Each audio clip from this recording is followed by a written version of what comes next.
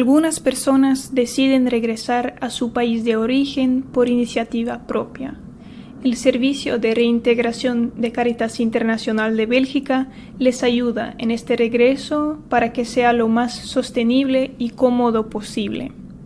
Para hacer esto de la mejor manera posible, trabajamos con un socio en el país de origen.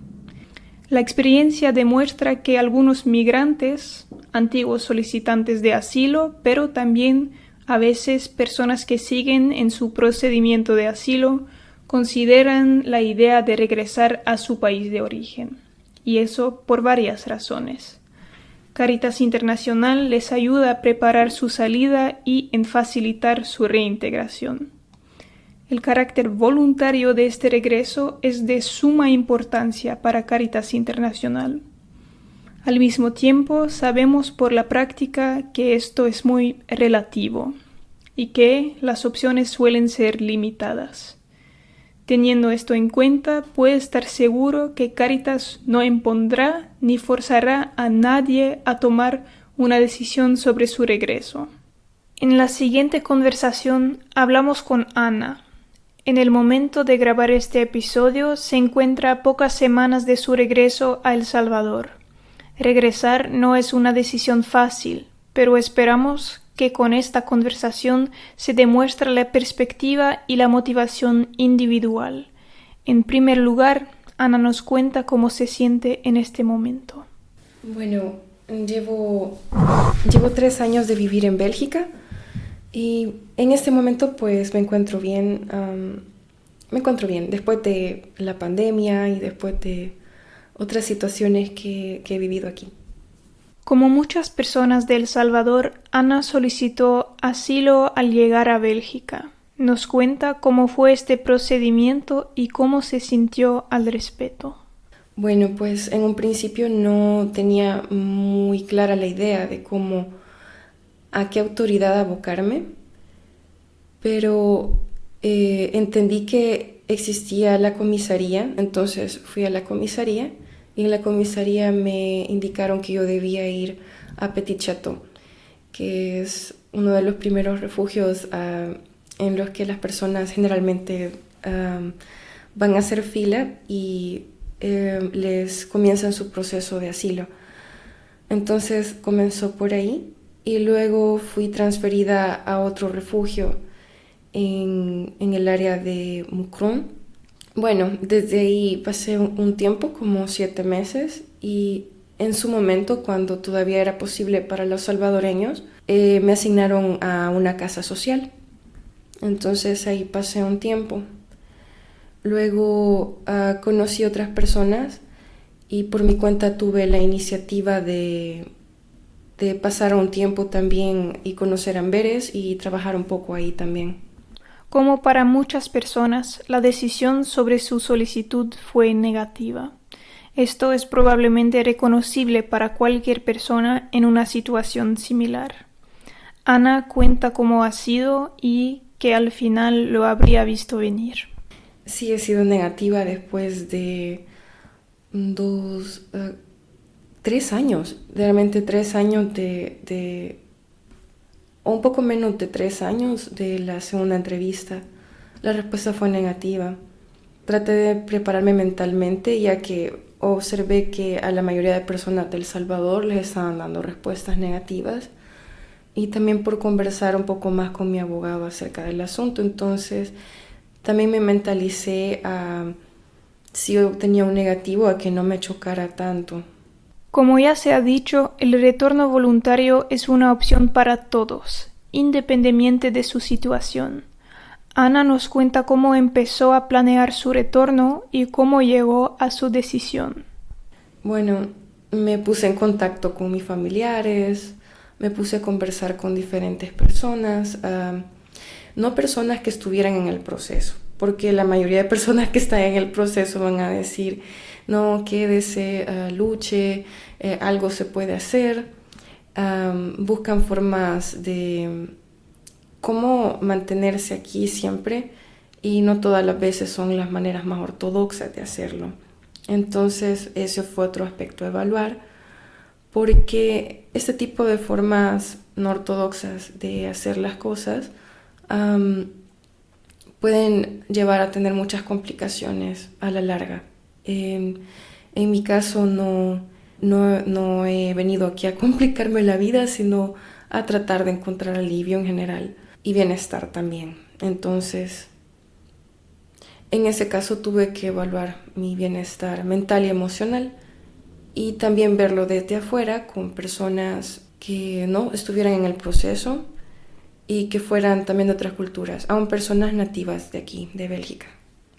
En primera es porque, como me puse a evaluar la situación, observé que como mi hermana se ha dedicado allá a trabajar en casa y a vivir en una colonia que estuviera lejos de la zona en la que nos ocurrió el problema, me di cuenta que ella se ha desenvuelto muy bien y está teniendo una entrada muy buena económica. Entonces ella puede autosostenerse tranquilamente y hasta este momento no ha tenido ella ningún problema.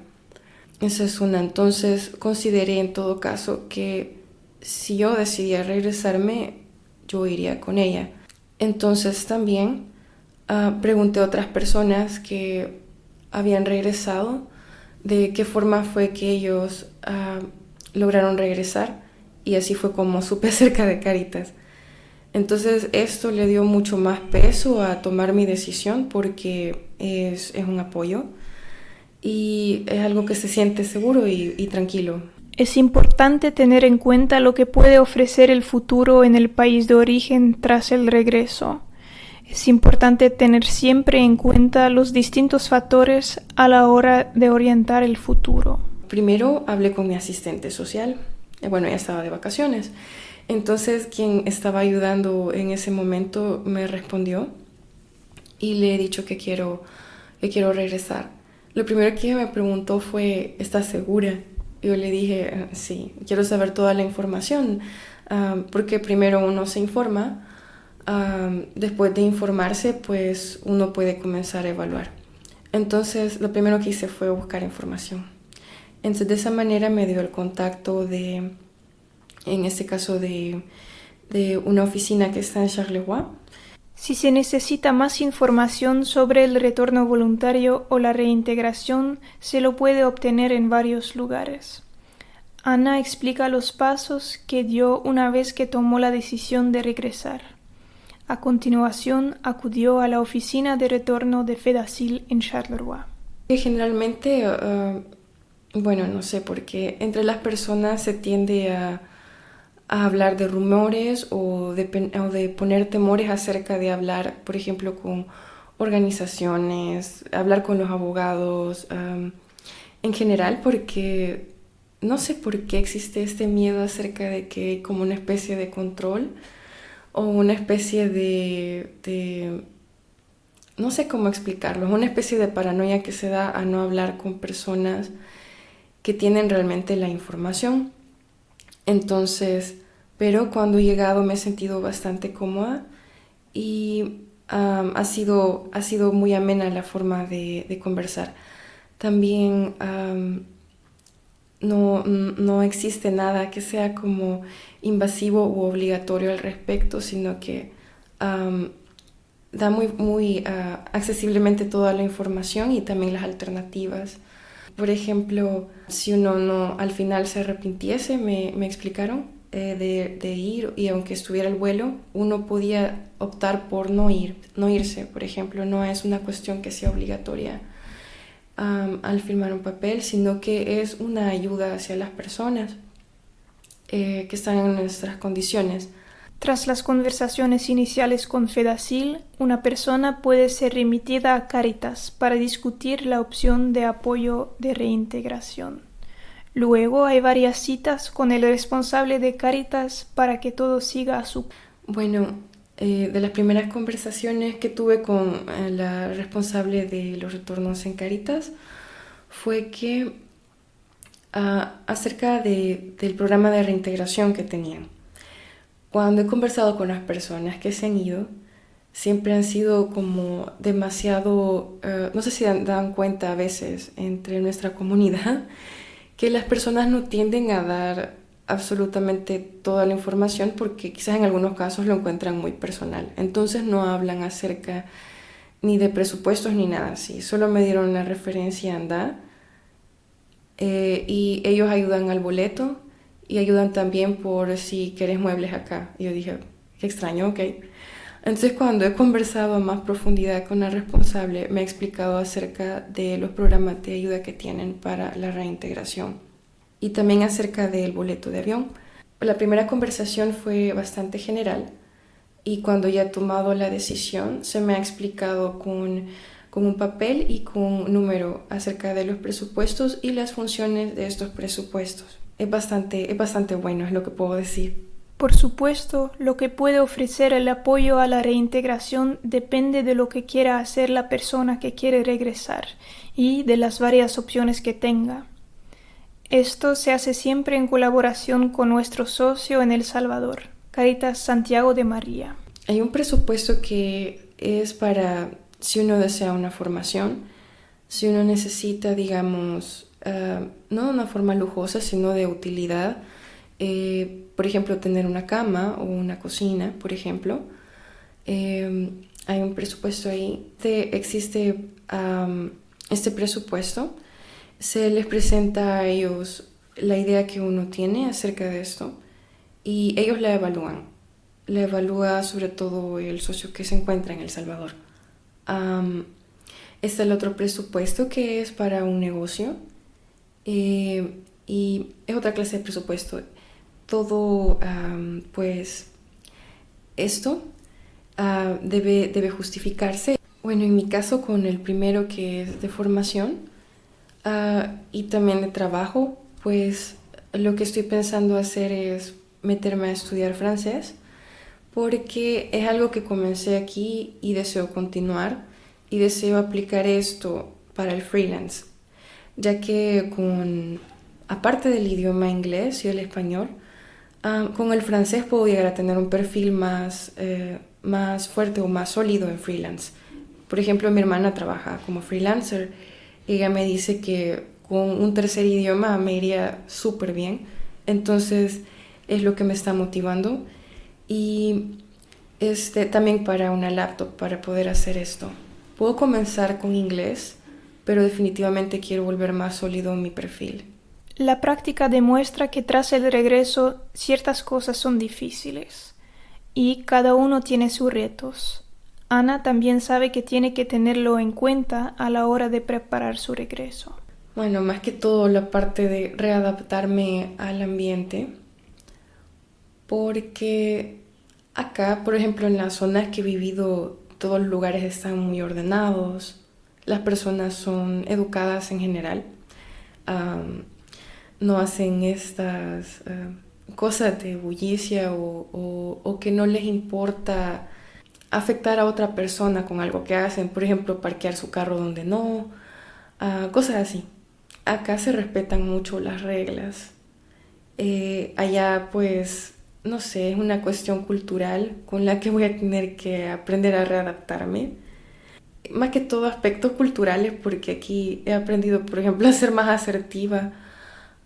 Algo que a veces se encuentra un poco quizá ofensivo allá, o sea, decir las cosas directamente o ser directo como dicen. Pero no, son cuestiones muy útiles y saludables, yo lo voy a mantener. Y también pues, bueno, he escuchado que la cultura ahorita en El Salvador se le está dando más atención y también se le está dando más mantenimiento, pero voy a extrañar los museos y otra clase de eventos que aquí es muy fácil encontrar, como que llegan bandas que a uno le gusten más fácilmente acá que allá, pues. Y más que todo aspectos culturales, y pues, bueno, cada país tiene sus pros y también sus contras en general. El sistema de salud aquí es muy bueno, pero siempre algo se puede hacer. Por supuesto, no es todo negativo. También hay cosas que motivan a Ana a regresar e incluso le hacen ilusión sobre su regreso a El Salvador. Bueno, a mi familia y mis amigos que aún siguen, aún están felices pues, de siempre estar en contacto conmigo, me están esperando.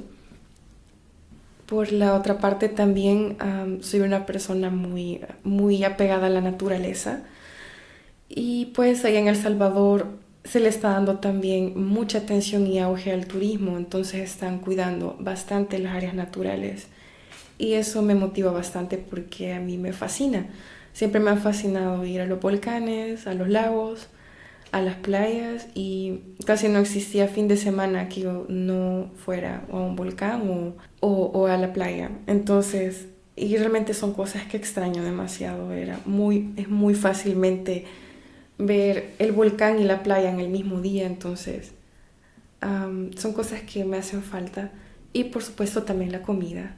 Sí, es bastante frita, pero se puede. Por último, Ana da algunos consejos para las personas que quizás están en una situación similar a la suya.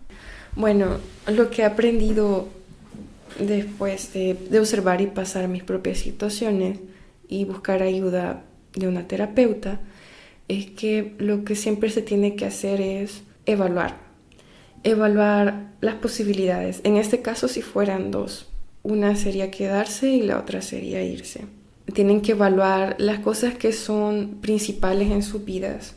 Tienen que ver qué es lo que les toma o qué es lo que les cobra el lograrlas, ambos contextos. Y pues tienen que medir cuál es el más conveniente para sus vidas y cuál no tanto. En mi caso, por ejemplo, viendo la situación, llegué a la conclusión que regresar era una mejor opción por cuestiones de mi salud mental, mi desarrollo personal y profesional, que era algo que no iba a poder lograr si yo seguía teniendo negativo y negativo, después de que habían pasado también 3 años y no he logrado mucho desarrollo en estas áreas también, en parte por la pandemia. También evalué mi edad, que soy joven y que deseo construir cosas, hacer cosas, adaptarme, ser parte de la sociedad. Entonces me di cuenta que de seguir de esa forma, o sea, me vería yo expuesta a más peligros porque tendría que alquilar quizás en un lugar tal vez no tan seguro, estando yo sola, no pudiendo desarrollarme. Y por el otro lado vi que mi hermana en este momento se encuentra a salvo, se encuentra bien, está logrando muchas cosas para ella misma. En base a eso he tomado mi decisión y cada persona tiene sus propios criterios, entonces evalúan sus propios criterios, a dónde quieren llegar, a dónde quieren verse, qué es lo que desean, qué es lo que pueden hacer, qué es lo que no pueden hacer. Siempre busquen informarse y no tengan miedo a preguntar, porque llevarse por rumores nunca va a ser algo concreto y les va a llevar a tener más dificultades. Eso sería mi consejo en general. Esperemos que esta conversación le ha ayudado a saber un poco más sobre cómo funciona el retorno voluntario y la reintegración en el caso de El Salvador. Solo ha sido una conversación relativamente breve, pero si entonces todavía tiene preguntas, tiene dudas, por favor póngase en contacto con nosotros. Es posible pasar por nuestra oficina o podemos tener una llamada informativa. Así podremos discutir juntas, todas las opciones. Estamos allí para informar y para la información que necesite. Todos los datos de contacto, la dirección, todas las maneras de contactarnos se encuentran en la descripción de esta conversación, entonces abajo. De todos modos, muchas gracias por escucharnos